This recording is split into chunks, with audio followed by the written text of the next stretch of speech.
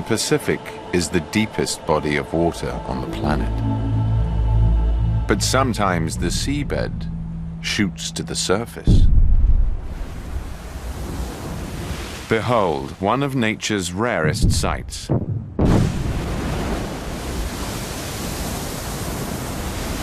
The creation of a new island. This is Kavachi in the Solomon Islands, one of the most active undersea volcanoes in the world.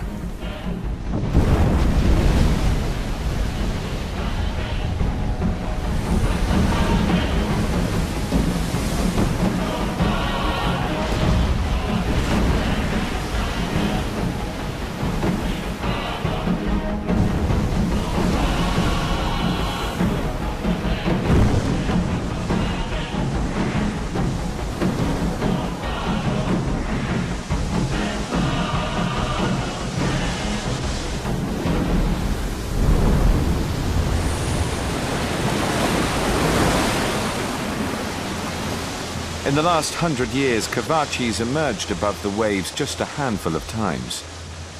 But so far to no avail. Powerful waves keep sweeping its efforts away.